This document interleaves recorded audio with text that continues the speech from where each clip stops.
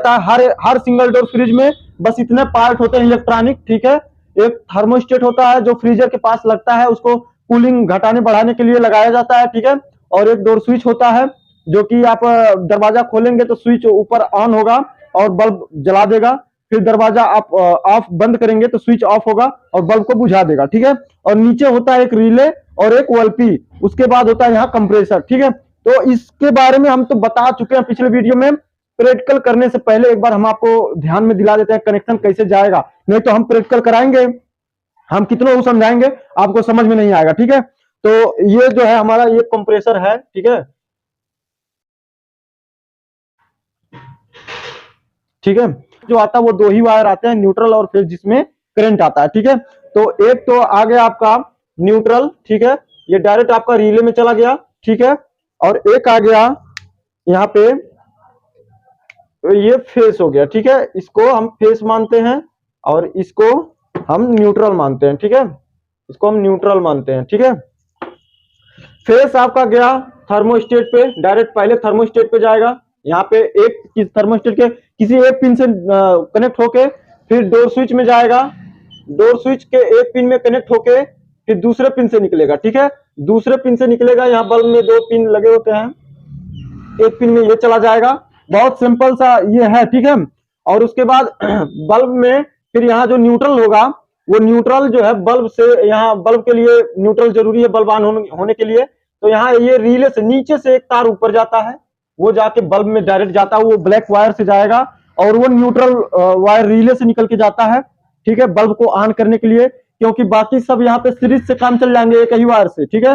ये एक ही वायर से काम चल जाएगा, बस बल्ब जलाने के लिए न्यूट्रल और फेस लगता है, ठीक है।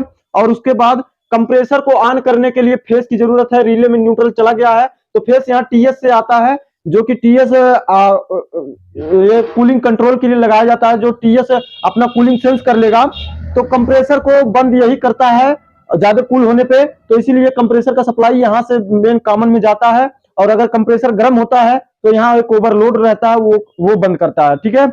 ये ओएलपी है, ओवरलोड प्रोडक्ट, ठीक है, ओएलपी। और ये रिले है, ठीक है।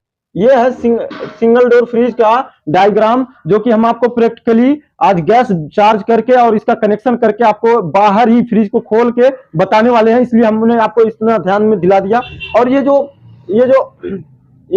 टीएस का दूसरा वाला पिन से जो वायर निकलेगा वो जाएगा आपका ओवरलोड प्रोडक्ट में कनेक्ट होगा। अब यहां से जब हम सप्लाई देंगे तो ये कंप्रेसर चल पड़ेगा और ज्यादा कूल होने पे ये फ्रीजर में लगता है इसका कनेक्शन, ये जो सेंसर वायर होता है टीएस का ये फ्रीजर में जाके अटैच रहता है, ज्यादा कूलिंग होने पे ये कंप्रेसर को बंद करता है और कंप्रेसर ज्यादा हीट होने पे ओवरलोड बंद करता है, दरवाजा खोलने पे ये स्विच जो है बल्ब को जला देता है, ठीक है। बस इतना होता है। तो चलिए हम प्रैक्टिकली आपको दिखाते हैं।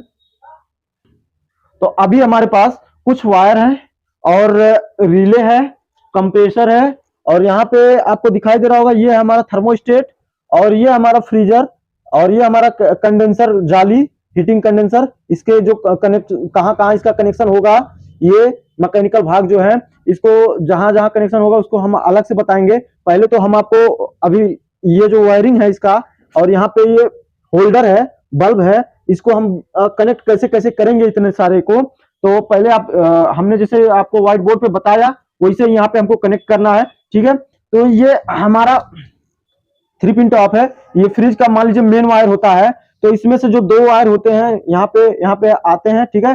तो एक वायर फ्रिज में सीधा ऊपर जाता है, ऊपर की ओर जाके वो थर्मोस्टेट में कनेक्ट होता है, ठीक है। तो हम यहाँ थर्मोस्टेट में कनेक्ट कर दे रहे हैं, ठीक है।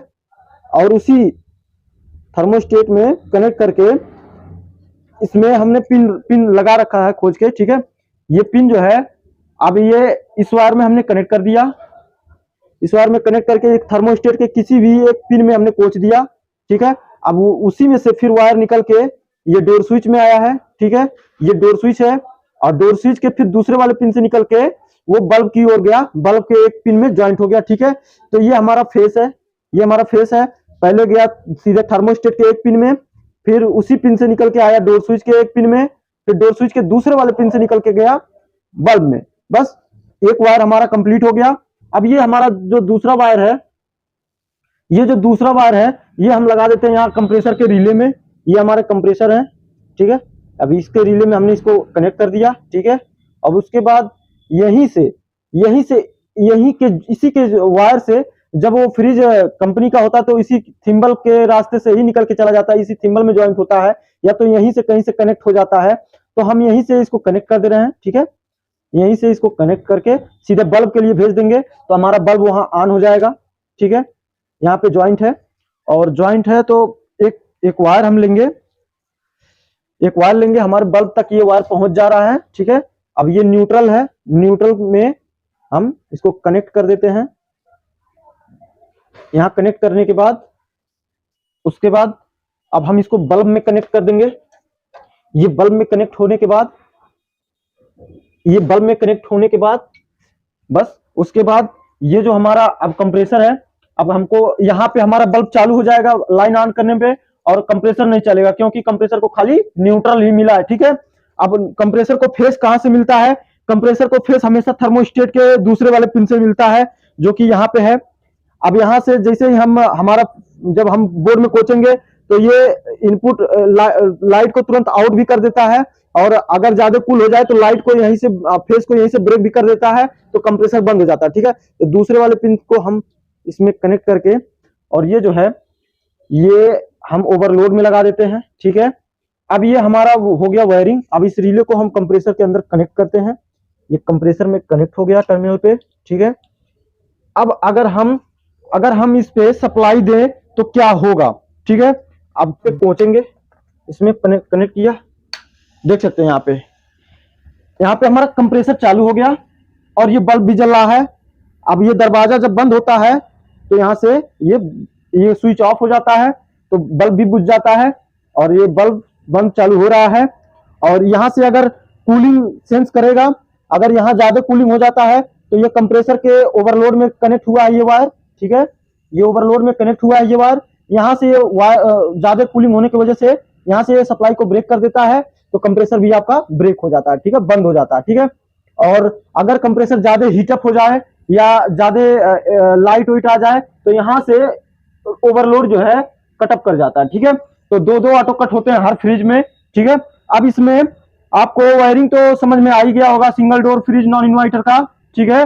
अब हम इसमें कैसे कैसे गैस कहाँ जाता है और गैस कैसे भरते हैं फ्रिज में, इसका जो साइकिल डायग्राम हम आपको बोर्ड पे बताते थे, इसको हम प्रैक्टिकली कनेक्ट करके आपको दिखाने वाले हैं, ठीक है। बाहर फ्रिज का पूरा पुर्जा हम आपको दिखाने वाले हैं कैसे कैसे कूल होगा फ्रिज, ठीक है।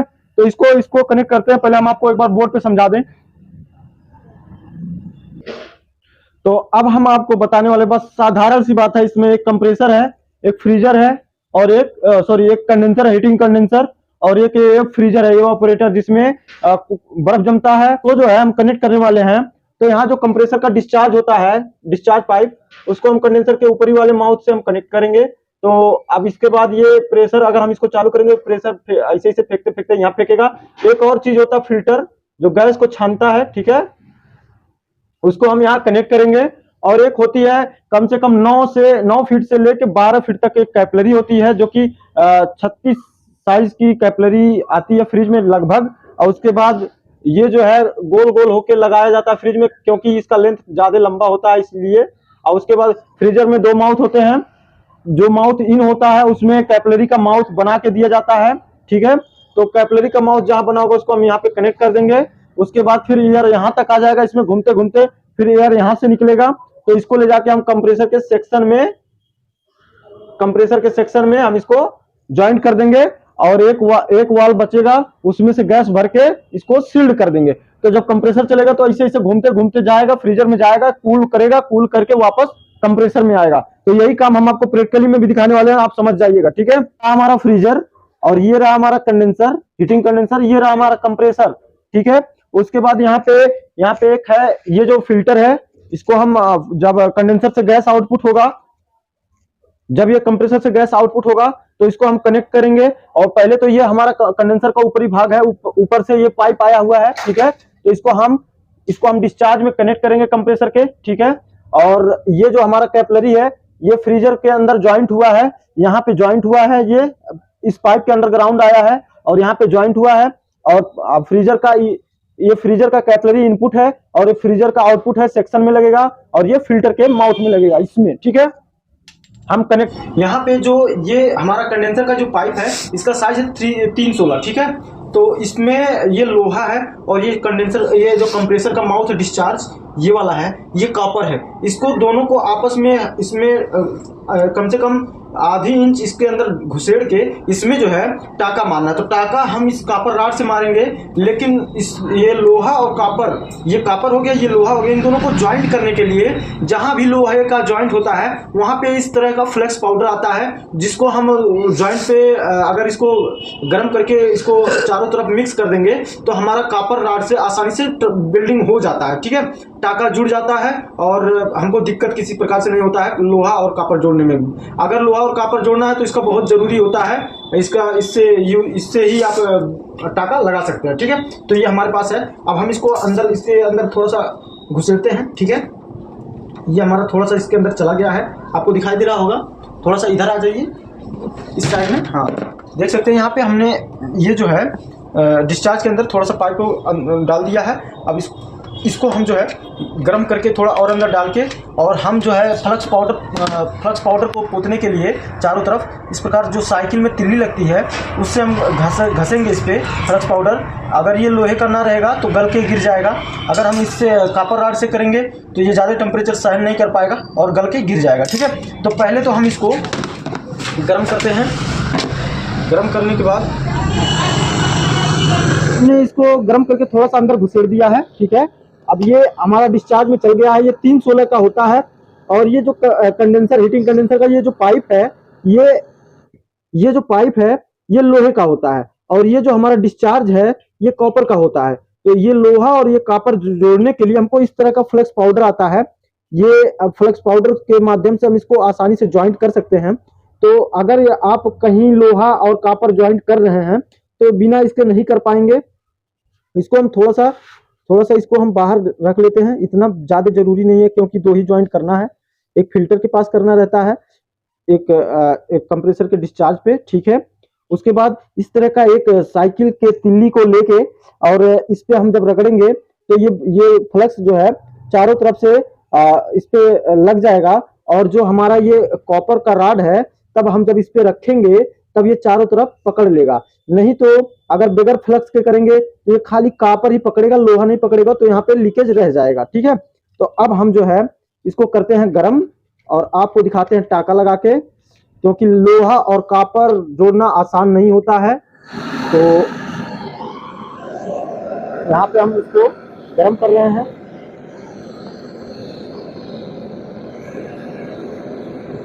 अब ये यहाँ पे देख सकते हैं ये जो है पूरा अच्छे तरीके से हीट हो गया है और इस पे जब हम तिल्ली को रगड़ेंगे तो इस पे जो पहले वाला माल था वो थोड़ा पिघल रहा है। ठीक है, तो हमको पता लग गया कि ये जो है हमारा अच्छे तरीके से हीट हो गया। अब यहाँ पे सुहागा फ्लक्स जो है, यहाँ पे फ्लक्स पाउडर है, इसको हम हल्का से इस पे चिपकाएंगे तो ये चपक जाएगा।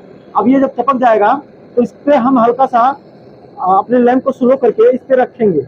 जब इस पे रखेंगे तो ये जो लोहे का पाइप है इस पे चारों तरफ ये आगे पीछे लगा देना है। ठीक है, आगे पीछे जब ये लग जाएगा, और लैंप को थोड़ा स्लो करना जरूरी होता है इसलिए कि इस पे अगर ज्यादा हीटिंग करेंगे तो पाइप टुकड़ा टुकड़ा टूट जाएगा।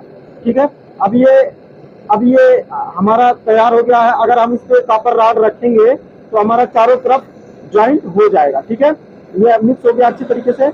अब इस पे हम कॉपर रॉड रखेंगे और ये कॉपर रॉड जब रखेंगे तो लोहा भी पकड़ लेगा।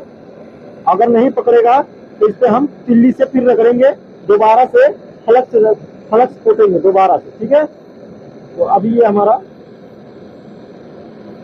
अभी यहाँ पे हमको और रगड़ना पड़ेगा और जब ये सूख जाता है तब लोहा जो है पकड़ करता है। जब तक फ्लक्स रहता है तब तक वहां से चूटा रहता है इधर उधर। ठीक है, थोड़ा सा और लेंगे। अब ये हमारा पकड़ करेगा अच्छे से। हम इसको मिक्स कर दिए हैं। बहुत लोगों को यही नहीं करना आता इसलिए फ्रिज का काम नहीं कर पाते हैं, खाली ज्वाइंट की वजह से। तो थोड़ा टाइम लगता है इसमें, लेकिन हो भी जाए अच्छे से हो भी जाएगा। थोड़ा टाइम देंगे और लैंप को खाली ध्यान से पकड़ के रखें। और इस तरह से देखिए, जब आप इसमें सुहागा जो फ्लक्स पाउडर होता है अच्छे से जब मिक्स कर देंगे तो ये अपने आप ही जो भी यहाँ पे माल रहेगा वो पकड़ना शुरू कर देगा। ठीक है, अब ये हमारा लोहे पे भी जा रहा है और कॉपर पे भी जा रहा है। ठीक है, ये हम जॉइंट के बीचों बीच अपना माल रख दे रहे हैं। अब देखिए, लोहा और कॉपर दोनों पकड़ लिया। जब लोहा और कॉपर दोनों ज्वाइंट हो गया तो अब हमको जितना भी ज्वाइंट मिलेगा आसान मिलेगा। ये भी कॉपर रहेगा तो यहाँ भी कॉपर रहेगा, ये भी कॉपर है तो इसका जो वाल है यहाँ पे ये भी कॉपर है। तो बाकी ये एक ज्वाइंट यहाँ आपको लोहा और कॉपर करने को मिलेगा और एक ज्वाइंट आपको यहाँ पे जहाँ फिल्टर लगेगा यहाँ पे ऐसा मिल सकता है। ठीक है, बाकी सब कॉपर ही मिलेंगे। ठीक है, तो हमने अभी कंडेंसर को ज्वाइंट कर लिया और ज्वाइंट करने के बाद अब जो है एक बार हम आपको दिखाना चाहते हैं। यहाँ से ज्वाइंट करने के बाद यहाँ पे आपको दिखा दें, ये हमारा चालू है और अब यहाँ पे एयर फेंक रहा है, इधर से एयर खींच रहा है, इधर से भी एयर खींच रहा है और डिस्चार्ज के रास्ते ऐसे ऐसे फेंक रहा है। एयर फेंकते फेंकते आएगा और जहां लास्ट में इसका माउथ है यहाँ पे आके फेंक रहा है। ठीक है, इसको हम फ्लश करेंगे, थोड़ा सा इस तरह से फ्लश करेंगे। इसमें अभी गैस नहीं है, ये ऑक्सीजन को खींच के पंप करके फेंक रहा है इसमें। ठीक है, तो इस तरह से आपको समझ में आ ही गया होगा कि इसके अंदर जो भी रहेगा वो पंप करके फेंकेगा। ठीक है, तो अभी हम करते हैं यहाँ पे फिल्टर को कनेक्ट। ये फिल्टर है, इस फिल्टर को हम यहाँ पे ज्वाइंट करेंगे।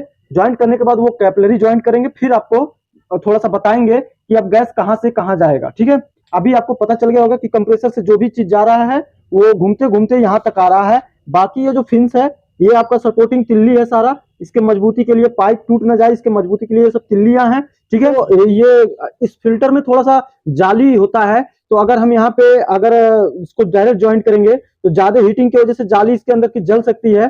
तो पहले यहाँ पे क्योंकि लोहा और कॉपर ज्वाइंट करना रहता है तो यहाँ पे हम थोड़ा सा क्वार्टर का पाइप इसमें कनेक्ट करेंगे। ठीक है, उसके बाद यहाँ दूर फिल्टर यहाँ पे तुरंत कॉपर टू कॉपर रहेगा तो जल्दी से टाका लग जाएगा और फिल्टर सेफ रहेगा हमारा। तो पहले यहाँ पे हम जो है इसको यहाँ पे कनेक्ट करके और थोड़ा सा मुंह को दाब देंगे कि इसके अंदर जो है कॉपर का पिघला हुआ माल अंदर ना जाए। ठीक है, अब हम इसको फिर यहाँ पे उसी तरह से टांका मारने वाले हैं। फ्रिज में यही दो ऐसा ज्वाइंट होता है, कंडेंसर का इनपुट और आउटपुट, जो थोड़ा मुश्किल होता है करना लेकिन बहुत ही आसानी से हो भी जाता है। तो इसको हम यहाँ पे फिर वही हीट करेंगे। अच्छे से हीट करने के बाद फिर हम फ्लक्स को रखेंगे।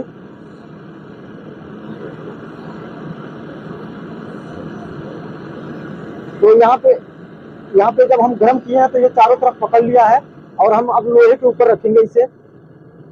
तो यहाँ लोहे के ऊपर हमने इसको रख दिया और थोड़ा सा और चाहिए इस पे। अब ये जो है इसको अच्छे से सुखाएंगे गर्म करके, ज्यादा हीट नहीं करना है। लैंप को हमेशा हाथ से कंट्रोल रखना है और यहाँ पे पाइप फट न जाए इतना लैंप का टेम्परेचर हाई नहीं करना है। ठीक है, अब इस पे हम ब्रीजिंग टच करके देखेंगे ये पकड़ रहा है कि नहीं। अभी ये नहीं पकड़ रहा है तो अभी हम इसको थोड़ा सा और ये जो लोहे का तिल्ली है इससे हम इस पे और रगड़ करेंगे ताकि जो फ्लक्स है वो अच्छे से सूख जाए। ठीक है, और फिर भी ना पकड़े तो थोड़ा सा और फ्लक्स लगा के फिर सुखाएं। तो अभी जो है ये पकड़ नहीं रहा है तो थोड़ा सा हम और ले लेंगे इसको। ठीक है, अब ये हमारा पकड़ करेगा। होता है ज्वाइंट, बस इसको ये पकड़ लिया, थोड़ा सा और हम कॉपर रॉड को इस पे रख देंगे, ये हमारा अच्छे से ज्वाइंट हो गया। ठीक है, अब यहाँ पे जो मसला है यहाँ पे ज्वाइंट करने का बहुत ही आसान है, तो इसको हम एकदम निसंकोच अब यहाँ पे जैसे ही यहाँ पे हल्का सा हीट होगा, हल्का सा हीट करके यहाँ पे हल्का सा छुआ देना है रॉड को और ये चारों तरफ अपना पकड़ कर लेगा। जैसे यहाँ पे ये हल्का सा लाल हुआ और यहाँ पे हम हल्का सा रॉड को रखेंगे, ये चारों तरफ जो है चारों तरफ अपना फैल जाएगा। इस पे कोई तामझाम नहीं होता क्योंकि ये कॉपर टू कॉपर ज्वाइंट है। ये हमारा ज्वाइंट एकदम 10 सेकंड में हो गया हमारा ज्वाइंट। जब ये हीट हो जाए आपको खाली 30 सेकंड लगेंगे इसको ज्वाइंट करने में। ये कॉपर टू कॉपर इतना आसान होता है। ठीक है, जैसे हमने अभी तुरंत कर दिया इसको। अब इसके बाद हमने यहाँ पे जब इसके माउथ पे हमने फ्लश कर दिया, उसके बाद यहाँ पे हमने फिल्टर को कनेक्ट कर दिया। अब यहाँ पे हम कैपिलरी को कनेक्ट करेंगे, ठीक है। तो थोड़ा सा ये कैपिलरी है, इसका माउथ बहुत ही पतला होता है, एक बाल को इसमें घुसा देंगे तो भी इसका होल बंद हो जाएगा, ठीक है। तो इसको जो है हम इस फिल्टर में कनेक्ट करेंगे, और जब यहाँ पे लिक्विड आएगा, यहाँ से कंप्रेस होके जब पूरे कंडेंसर को हीट करते हुए यहाँ पे आएगा, ठीक है। तो यहाँ से ये प्रेशर इसका रोक के रखेगा, और फ्रीजर में फोर्स से जब जाएगा पतले पाइप से, तब वहां पे जो है घर्षण होता है, और वहां पे जो है ऑक्सीजन ज्यादा ठंड होने की वजह से ऑक्सीजन वहां पे जम जाता है, और वहां पे कूलिंग आने लगता है। इस वजह से वहां पे पानी जो भी ऑक्सीजन होता है पानी बन के बर्फ बन जाता है, और कूलिंग होने लगता है पूरे फ्रिज में, ठीक है। तो अभी हमने पूरे फ्रिज को नंगा कर दिया है, अब इस कनेक्ट करने वाले हैं। ये कैपिलरी एक प्रकार का, ये भी एक प्रकार का पाइप है, और इसमें बहुत पतला सा बहुत बारीक सा इसमें होल होता है, ठीक है, जो कि इसको हम कैपिलरी ट्यूब के नाम से जानते हैं। और इसका लेंथ फ्रिज के अंदर 9 से 12 फीट के अंदर होता है, ठीक है। और इसका साइज एक गेज से नापा जाता है कि ये किस साइज का होता है, ठीक है। तो इसका साइज नापने वाला गेज आता है, और इसका साइज जो है ये 28 साइज का है, और नॉर्मल फ्रिज में 36 साइज ज्यादा लग रहा है, ठीक है। अब इसको हम यहाँ पे कनेक्ट करके, और इस तरह से कनेक्ट करेंगे। इसको कनेक्ट करने में बस यही सावधानी बरतनी है कि इसका जो ये होल है, ज्यादा हीट करेंगे तो ये होल बंद हो जाएगा, तो आपका फ्रिज सही नहीं चलेगा, ठीक है। तो यहाँ पे आपको बहुत हल्का लैंप से जो है इसको टाका लगाना है, बहुत हल्का आंच से लैंप को एकदम धीमा करके केवल थोड़ा ही दूर लाल करें इसको, और झट से जैसे ही लाल हो वैसे ही यहाँ पे ब्रिजिंग रॉड को टच करें, ताकि ये जल्दी से पकड़ ले और आपका ब्रिजिंग हो जाए। ज्यादा टाइम लगाएंगे यहाँ पे तो ये चोक कर जाएगा आपका फ्रिज, और आपका काम सक्सेस नहीं होगा, ठीक है। तो हमने इसको बहुत ही जल्दी से टच कर दिया, ताकि ये जो है पतला पाइप है इसका छिद्र बंद ना हो जाए, ठीक है। अब देखिए, अब हम करते हैं फ्रिज को चालू, यानी कंप्रेसर को चालू। ये पूरा फ्रिज का सिस्टम है, हमने फ्रिज के सिस्टम को पूरा नंगा कर दिया है, और इसको अब हम करते हैं चालू। अब देखिए कहां से कहां एयर जाता है, ठीक है। हमने आपको साइकिल डायग्राम बता ही दिया है, तो साइकिल डायग्राम फ्रिज का जो होता है, वायरिंग डायग्राम जो होता है वो सब यहीं पे है। इसके बाद हम चलने वाले हैं गैस कैसे चार्ज करेंगे, ठीक है। तो पहले यहाँ पे देख लीजिए क्या हो रहा है, ठीक है। अब हम चलते हैं, इसको चालू करते हैं। तो यहाँ पे हमारा बोर्ड है, अब हम यहाँ पे ऑन करेंगे। अब ये कंप्रेसर जो है यहाँ से एयर को, ऑक्सीजन को खींच रहा है, पंप कर रहा है, ये ऐसे ऐसे घूमते घूमते।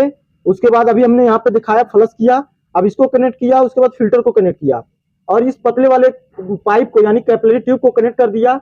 अब ये कैपिलरी ट्यूब जो है यहाँ से फिर ये एयर भेज रहा है, और आपको यहाँ हम सुना सकते हैं कुछ सरसराहट की आवाज, यहाँ पे आपको आवाज भी सुनाई दे रही होगी, ठीक है।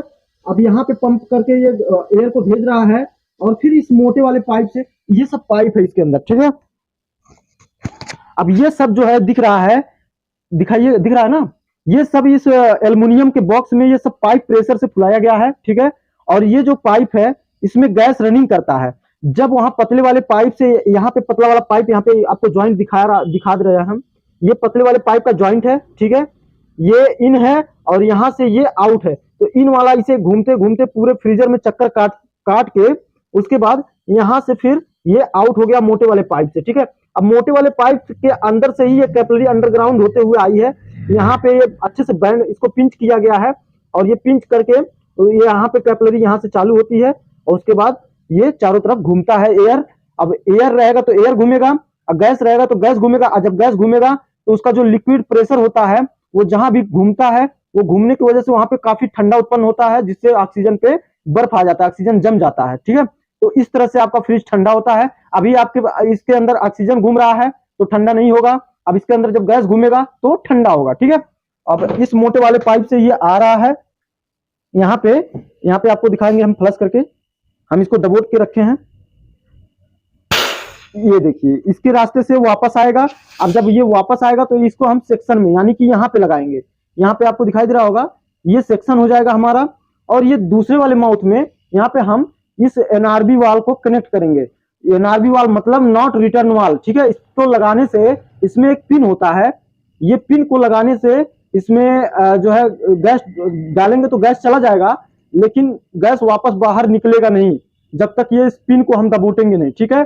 तो इसको हम पिन को इधर कनेक्ट करेंगे और ये जो सेक्शन है हमारा, अब ये सेक्शन यानी कि ये रिटर्न वापस कंप्रेसर में ला रहा है, तो इसको हम सेक्शन बोलेंगे। ये कंप्रेसर से डिस्चार्ज कर रहा, बाहर कर रहा है, तो इसको हम डिस्चार्ज बोलेंगे, ठीक है। तो इसको हम एक बार और फ्लश करेंगे। और ये जब भी आप फ्रिज में इस तरह से पाइप को कनेक्ट करें, ज्वाइंट करें, तो सबसे पहले आप सेक्शन को खोल के फ्लश जरूर कर लें। अगर आप फ्लश कर लेंगे तो आपको पता चल जाएगा कि आपका फ्रिज का जो भी साइकिल डायग्राम है वो कंप्लीट है, कहीं चोक नहीं है।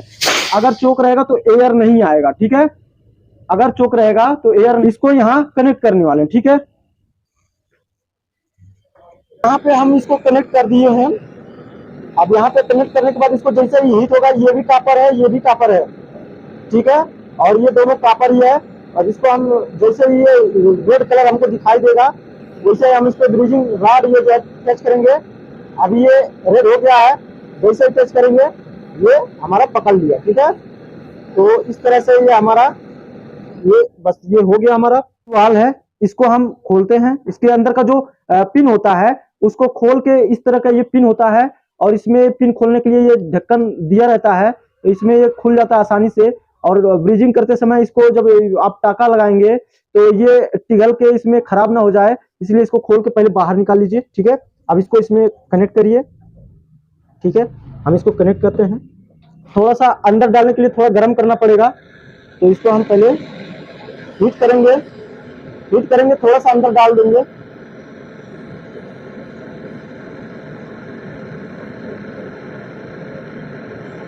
ये गर्म करने पे थोड़ा आसानी से अंदर चला जाएगा। और उसके बाद ये रेड कलर का हो गया है, इसको जरा सा हम टच करेंगे तो ये हमारा ज्वाइंट हो जाएगा।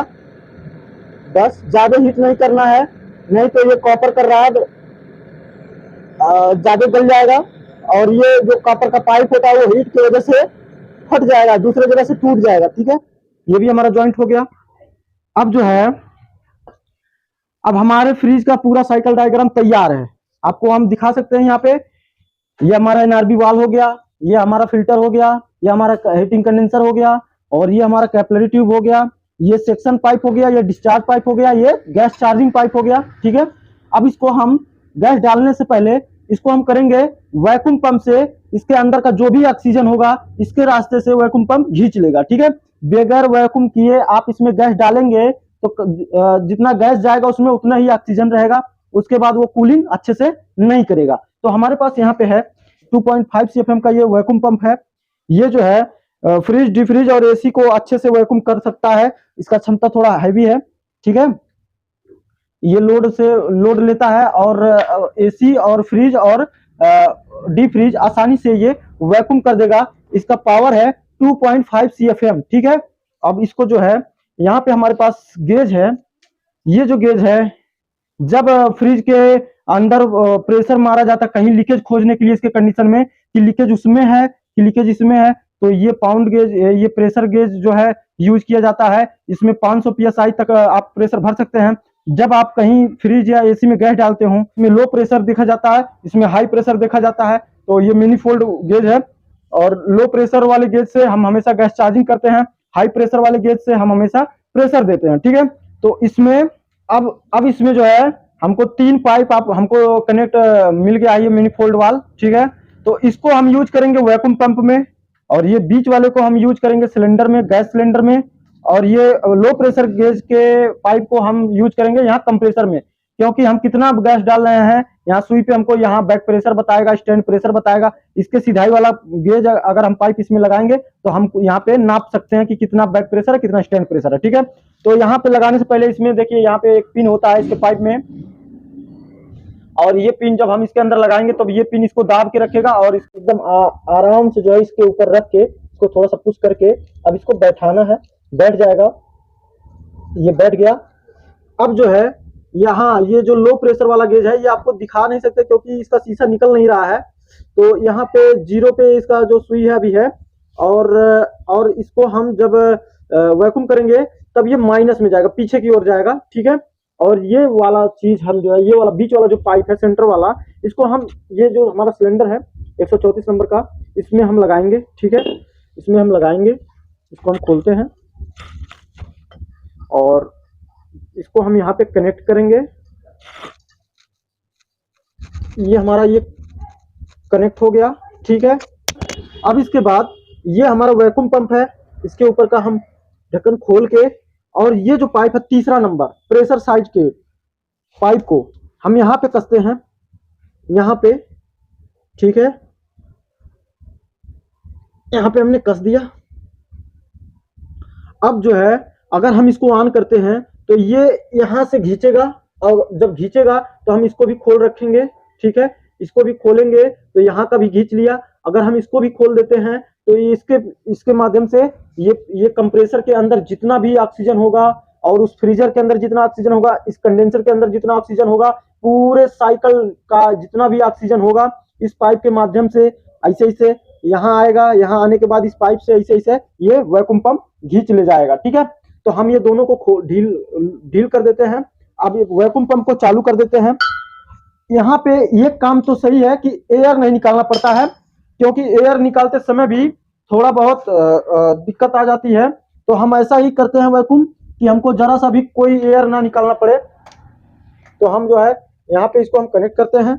हमने इसको कनेक्ट कर दिया। अब यहाँ से इसको चालू करेंगे तो ये देखिए यहाँ की जो सुई है, आपको थोड़ा कम यहाँ पे हम दिखा सकते हैं, ये माइनस में जाना चालू हो गई है। यहाँ 0 पे थी, अब माइनस में जा रही है। इसको और ढीला कर देंगे।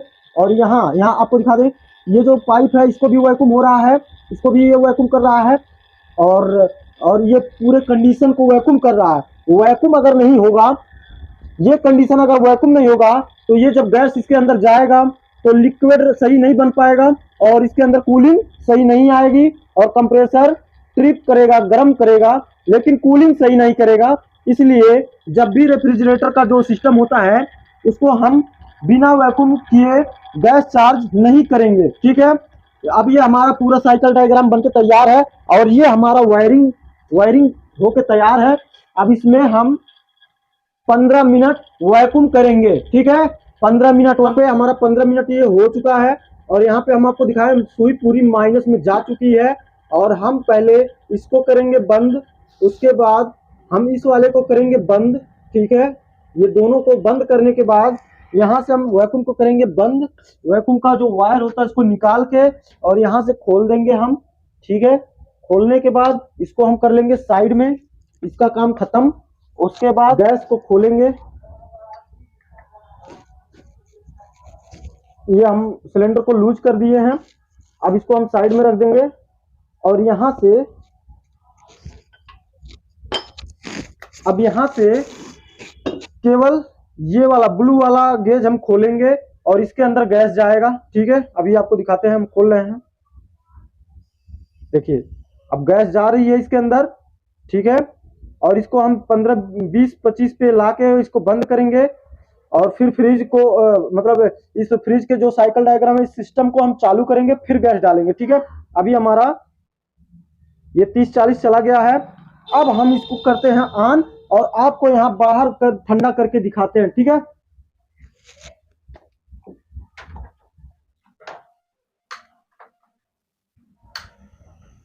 अब देखिए ये बाहर फ्रिज चालू हो गया। ये देखिए यहाँ गैस की जो रनिंग है, यहाँ पे सरसराहट की आवाज आ रही है। इसका मतलब हमारा गैस सही काम कर रहा है। और यहाँ पे हम चेक करेंगे हीटिंग आ रहा है कि नहीं। तो ये बहुत तेजी से हीट भी हो रहा है। ये पिस्टन से गैस जब कंप्रेस होके आता है तो यहाँ पे बहुत तेजी से हीटिंग आती है, और इसके बाद फिल्टर होके जब गैस कैपिलरी के रास्ते से जाता है, तो यहाँ जब कैपिलरी से छूटता है तो बहुत ही तेजी से यहाँ पे धुंध बना के पाइपों में घूमता है। तब यहाँ पे जो है काफी ठंडा हो जाता है, और ठंडा हो जाने के बाद से जो भी ऑक्सीजन होता है इसमें, वो पानी बन जाता है, उसके बाद बर्फ में कन्वर्ट हो जाता है। उसके बाद यहाँ पे आइस आने की वजह से पूरे फ्रिज में ठंडा हो जाता है, ठीक है। तो फ्रिज के बॉडी को इसीलिए पैक किया जाता है कि वो खुला ना रहे, नहीं तो कूलिंग पता नहीं चलेगा, ठीक है। तो ये हमारा फ्रिज का पूरा कंडीशन। अब यहाँ पे हम आपको दिखा सकते हैं, यहाँ पे बैक प्रेशर देखिए, ये हमारा बैक प्रेशर 10 पे आ गया है। यहाँ पे 0 से ऊपर आया है, ये 10 पे आया है। ये 10 से 15 के बीच में रहता है, ठीक है। अगर 2-4 पाउंड भी इसमें गैस कम हो जाएगा ना, तो ये कूलिंग नहीं करेगा, ठीक है। 2-4 पाउंड। तो यहाँ पे हम गैस की आवाज सुना देंगे, यहाँ पे गैस की आवाज सुनाई दे रही होगी, ठीक है। और यहाँ पे कूलिंग बहुत ही तेजी से आ रहा है, पूरा हाथ ठंडा हो गया, ठीक है। और क्योंकि आइस हम दिखा नहीं सकते हैं, ये व्हाइट कलर का है तो आइस इस पे आएगा, दिखेगा नहीं, बहुत ही तेजी से ये ठंडा हो रहा है। और अब ये काम करेगा। अब ये जो टेम्परेचर सेंसर है, इसका जो मतलब थर्मोस्टेट है, अब इसमें ये टच रहता है इससे, ठीक है। जब टच रहता है तो जब ज्यादा कूलिंग होगा, बर्फ जमेगा इस पे, तो ये सेंस करके कंप्रेसर को ऑटो कट कराता रहता है दिन में। जब जब ये फ्रिज ज्यादा ठंडा होगा दिन भर रात भर, तब तब ये कंप्रेसर को बंद कराता रहता है। और उसके बाद इसका काम बस इतना है कि ज्यादा यहाँ पे आइस आ जाए तो कंप्रेसर को बंद करा दे, ठीक है। तो फ्रिज कोई भी हो, चाहे इन्वर्टर फ्रिज हो, चाहे नॉन इन्वर्टर हो, चाहे डबल डोर फ्रिज हो, चाहे सिंगल डोर फ्रिज हो, सबका साइकिल डायग्राम एक ही जैसा है। अगर ये डबल डोर रहता तो इसका कंडेंसर थोड़ा बड़ा रहता, कंप्रेसर बड़ा साइज रहता, और ये फ्रीजर थोड़ा बड़ा साइज रहता, ठीक है। और इसका जो फिल्टर होता वो थोड़ा बड़ा रहता, सब थोड़ा था बड़ा बड़ा होता, और गैस जो है थोड़ा सा ज्यादा खाता, लेकिन बैक प्रेशर और स्टैंड प्रेशर हमको उतना ही रखना है सुई से, ठीक है। तो ये रहा हमारा फ्रिज का डायग्राम, साइकिल डायग्राम, वायरिंग हमने आपको प्रैक्टिकल करके दिखा दिया। हम इसके पहले पिछले वीडियो में फ्रिज के बारे में कुछ थ्योरी बताए थे हमने आपको, और ये हमने प्रैक्टिकल भी करा दिया। अब ये चैप्टर हो गया समाप्त। अब इसके बाद इसके अंदर कुछ अंदरूनी फॉल्ट होते हैं, उसके बारे में हम आपको अगले वीडियो में बताने वाले हैं। तो हम इसको खोल देंगे। तो ये जो चीज है हमारा गैस को रोक के रखेगा, अगर हम इसको दबोच देंगे तो गैस निकलेगा, ठीक है। तो इस पे हम इसको हम यहाँ पे ढक्कन कर देंगे, तो इसके अंदर हमारा जो गैस है वो पैक रहेगा, और गैस के सिवा इसमें ऑक्सीजन नहीं है, और ये खाली गैस गैस पे ये कूलिंग करता रहेगा, ठीक है। और इसमें अगर अगर इसमें कुछ दिन जाके गैस खत्म हो जाता है तो इसका मतलब ये नहीं है कि कोई भी टेक्नीशियन इसमें झोल किया है, झोल नहीं किया है। बस आपके सिस्टम में अगर गैस कहीं से मतलब लीकेज होगा तो गैस निकल गया होगा, कोई झोल नहीं मार पाएगा। क्योंकि अगर आपको कूलिंग गैस डालते समय कोई दिखा दिया है तो वो कूलिंग जब तक पूरा गैस भराएगा नहीं तब तक उसमें कूलिंग आएगा नहीं। 10 पाउंड में 2-4 पाउंड अगर कम हो जाएगा तो भी कूलिंग नहीं उठाएगा अच्छे से, ठीक है। तो गैस तो कोई भी टेक्नीशियन होता है पूरा ही डालता है, बस वो कम समय में निकल जाता है, क्योंकि आपके कंडीशन में चाहे इसमें चाहे इसमें चाहे यहाँ कहीं भी ज्वाइंट पे लीकेज हो सकता है, ठीक है। बस यही एक रीजन है कि रेफ्रिजरेशन सिस्टम में गैस कम से कम समय में निकल जाने का यही एक रीजन होता है। नहीं तो इसमें से कभी भी गैस खत्म नहीं होता है, चाहे वो एसी हो, चाहे वो कोई भी डीफ्रीज फ्रिज हो, उसमें से गैस खत्म नहीं होता है, ठीक है।